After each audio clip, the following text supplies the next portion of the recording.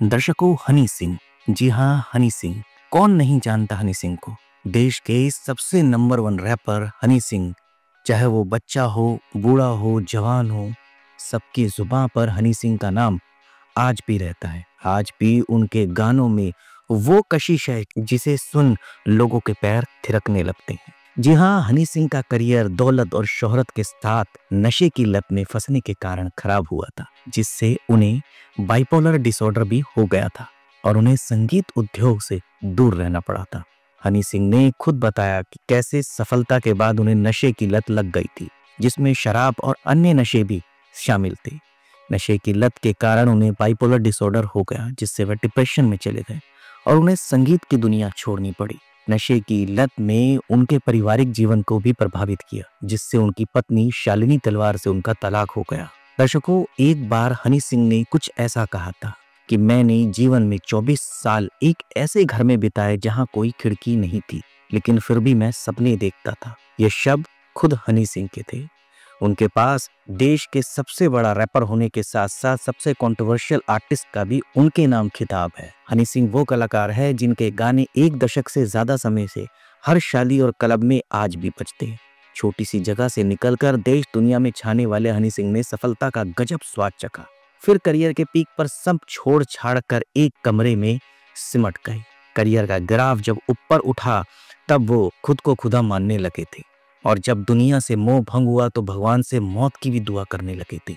हनी सिंह की लाइफ में सफलता और विवाद दोनों ही साथ साथ चलते रहे। कमबैक के बाद उनका नया गाना मैनियक सुर्खियों के साथ विवादों में भी रहा। उनके ऊपर नेटफ्लिक्स के लिए बनी डॉक्यूमेंट्री यो यो हनी सिंह फेमस को आईफा 2025 में बेस्ट डॉक्यूमेंट्री का खिताब भी मिला। वैसे दर्शकों, हनी सिंह का असली नाम हृदय सिंह है। उनकी माँ उन्हें प्यार से हनी बुलाती थी, जो बाद में ही जाकर उनकी पहचान ही बन गया। म्यूजिक की दुनिया में आने के बाद हनी सिंह ने अपने नाम के आगे यो यो लगाया, जो उन्होंने अपने अमेरिकी अफ्रीकी दोस्तों से स्लैंग में सीखा था। हनी सिंह का परिवार लाहौरी पंजाबी है। बंटवारे के बाद उनके दादा भारत आ बसे। हनी सिंह का बचपन दिल्ली की करमपुरा की रिफ्यूजी कॉलोनी में बीता। उनकी मां भूपेंद्र कौर शुरू से ही बहुत स्पिरिचुअल रही। उनके घर में भक्ति कीर्तन का माहौल रहता था। इसका असर हनी सिंह पर भी था। वह स्कूल में पढ़ाई के अलावा तबला भी बजाते थे। हनी सिंह सिख फैमिली से आते हैं, इस वजह से वो अपनी केश भी रखते थे, लेकिन 13 साल की उम्र में कुछ ऐसा हुआ कि उन्हें अपने केश कटवाने पड़े। एक इंटरव्यू में हनी बताते हैं कि उनके बालों में ड्रेडलॉक्स बनने लगे थे, जिसको हटाने की वजह से उनकी जूड़ी छोटी होती गई। फिर स्कूल में उनका मजाक बनने लगा। इस बात से परेशान होकर हनी सिंह ने अपनी मां से कहकर बाल ही कटवा दिए। अगले दिन जब वो स्कूल असेंबली में तबला बजाने सिर पर रुमाल बांधकर पहुंचे तो प्रिंसिपल ने उन्हें वहां से जाने को बोल दिया। इस बात का हनी सिंह पर गहरा असर पड़ा। उन्होंने तबला बजाना ही फिर छोड़ दिया और वो नास्तिक बन गए। हनी सिंह का अपने पिता से रिश्ता बचपन से ही खराब रहा। हनी सिंह की एक बहन है। उनकी बहन गुड़िया हमेशा से पापा के ज्यादा करीब थी और हनी अपनी मम्मी के। बचपन से ही जब उन्होंने अपने केश हटाए, उस वक्त उनके पिता सरदार सरबजीत सिंह ने उनसे 2-2.5 साल तक बात नहीं की। हनी सिंह एक इंटरव्यू में कहते हैं, मैंने केश हटाए तो पापा ने मुझे दिल से दूर कर दिया। मुझे गलत बोलते थे। हमारे बीच बहुत दूरियां आ गई। दोनों के रिश्ते आगे चलकर इतने खराब होते गए कि उनके पिता ने उनको घर से ही निकाल दिया। वो रोहिणी में अपने गुरु के दिए एक कमरे के फ्लैट में रहने लगे। हनी सिंह म्यूजिक की दुनिया में अपनी माँ की वजह से आगे बढ़े। घर में माँ ही उनके म्यूजिक को बढ़ावा देती थी। दरअसल हनी सिंह की माँ सिंगर बनना चाहती थी, लेकिन उनके पिता ने उन्हें इसकी इजाजत नहीं दी। जब हनी सिंह ने म्यूजिक बनाने की इच्छा जाहिर की तो पति की नाराजगी के बाद भी भूपेंद्र कौर बेटे के सपने को खींचती रही। हनी की डॉक्यूमेंट्री में वो कहती हैं कि बेटे के जरिए वो अपना सपना जी रही थी। ब्राउन रंग हनी सिंह का पहला सोलो गाना था। बतौर रिकॉर्डिंग आर्टिस्ट करियर शुरू करने वाले हनी सिंह इस गाने से पहले म्यूजिक डायरेक्टर ही थे। इस गाने को हनी सिंह ने दिलजीत दोसांझ के लिए लिखा था। दोनों ने साथ में पहले भी काम किया था। हनी सिंह चाहते थे कि दिलजीत इसे गाए, लेकिन गाने में बहुत अंग्रेजी होने की वजह से दिलजीत ने इस गाने को गाने से मना कर दिया। फिर हनी सिंह इस गाने को एक दूसरे आर्टिस्ट के पास ले गए। उन्हें वहां से भी इनकार सुनने को मिला। 2 साल तक गाना ऐसे ही पड़ा रहा। फिर उन्होंने तय किया कि वो ब्राउन रंग खुद ही गाएंगे। ये गाना साल 2011 में रिलीज हुआ था। ये हनी सिंह के एल्बम इंटरनेशनल विलेजर का पार्ट था। गाने का वीडियो 2012 में फरवरी में रिलीज किया गया। उस साल ये यूट्यूब का सबसे अधिक ट्रेंडिंग वीडियो बना। एशिया में म्यूजिक चार्ट में वह नंबर 1 गाना रहा। इस गाने से हनी सिंह को वो पहचान मिली जो सालों से बनाने की वह कोशिश कर रहे थे। साल 2012 में जब हनी सिंह की जिंदगी में दौलत शोहरत के साथ नशे की एंट्री हुई तो उन्होंने शराब के साथ साथ अलग अलग तरह के भी नशे को आजमाना शुरू कर दिया। वो इन सब में इतना खो गए थे कि पत्नी और माँ बाप सबको भूल गए थे।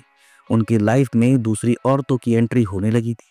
उनका ऐसा कहना है कि उनके अंदर शैतानी ताकतें आ गई थी जो उनसे ये सब करवा रही थी। हनी ने सैटनिक पावर के ऊपर वीड पिला दे सजना नाम से एक पूरा वीडियो डेडिकेट किया था। एक मीडिया इंटरव्यू में हनी सिंह बिना नाम लिए बताते हैं कि इंडस्ट्री में कुछ बड़े नाम थे जिन्होंने उन्हें ये सब करने के लिए उकसाया। उसके बाद वो ये सब करने लगे। शुरुआत में कुछ ऐसे नशे थे जिसके बारे में हम नाम नहीं ले सकते क्योंकि ये यूट्यूब की गाइडलाइंस के अगेंस्ट है, और वह भी करते थे। धीरे धीरे उन्हें इन सब चीजों की लत लग गई और उन्होंने उस नशे को करने के लिए बकायदा एक लड़का भी रख लिया था। अभी कुछ समय पहले जो उनका गाना मैनियक रिलीज हुआ है और इस गाने में इस्तेमाल हुए डबल मीनिंग लिरिक्स की वजह से मामला कोर्ट तक पहुंच गया।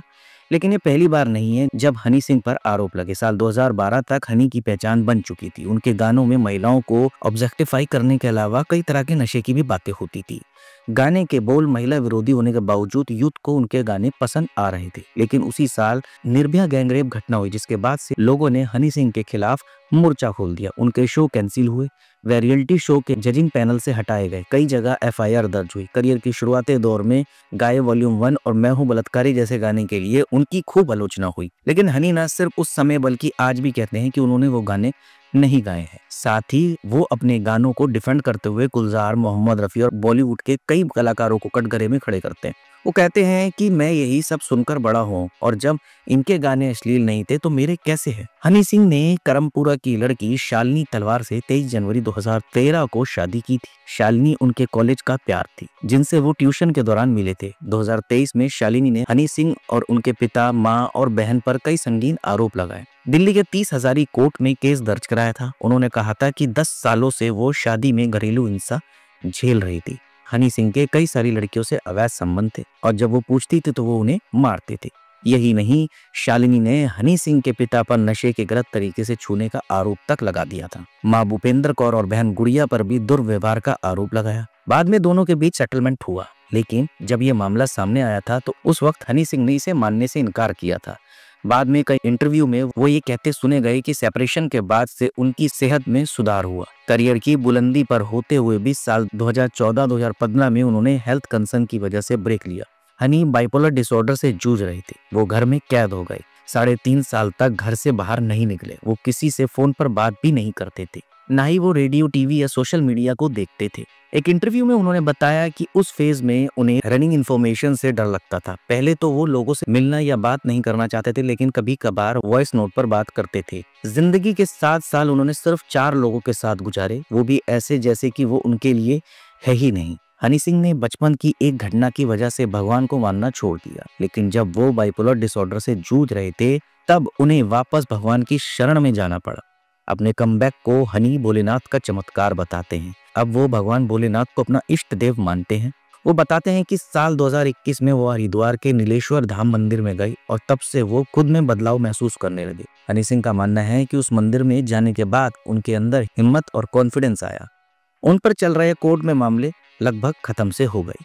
कमबैक को लेकर हनी सिंह अक्सर विवादों में रहे। उनके कमबैक पर सवाल उठाते हुए उनके कॉम्पिटिटर रैपर्स ने गाने तक बनाए। फिलहाल हनी सिंह ग्लोरी एल्बम और अपनी डॉक्यूमेंट्री से कमबैक कर चुके हैं और चर्चाओं में। इस एल्बम में 10 गाने हैं, जिसमें से एक गाना मिलेनियर रिलीज हो चुका है। वो लगातार दावा कर रहे हैं कि अगले 2-3 साल में ऐसा काम करके दिखाएंगे जिससे दुनिया हिल जाएगी। हनी सिंह ने फरवरी में अपना मिलेनियर टूर शुरू किया है, जो देश के 10 शहरों में होना है। इसके साथ ही हनी सिंह को 5 बेटियों की ख्वाहिश है। वो चाहते हैं कि उनकी 5 बेटियां हों जो उनकी म्यूजिक लेगेसी को आगे ले जाए। दर्शकों, ये बात बिल्कुल सच है कि हनी सिंह का नाम चाहे उनके शुरुआती दौर का ले लो, चाहे उनके कमबैक के बाद का ले लो, विवादों में अक्सर रहा। लेकिन ये भी नहीं झुटलाया जा सकता कि उनके फैंस हनी सिंह के हर गाने को बहुत प्यार देते हैं। आप देख रहे होंगे जब हनी सिंह ने कुछ समय के लिए ब्रेक लिया था तो किस प्रकार से और रैपर्स आगे उठ गए थे, लेकिन जब हनी सिंह ने कमबैक किया तो आप देखते होंगे कि कई सारे रैपर्स जिनके गाने इतने हिट हो रहे थे, हनी सिंह के दोबारा कमबैक के बाद शायद उनके गाने उस कदर हिट नहीं हो रहे जितने हनी सिंह के गाने हिट हो रहे हैं, और उनके फैंस या उन रैपर्स के भी फैन उनको पसंद करते हैं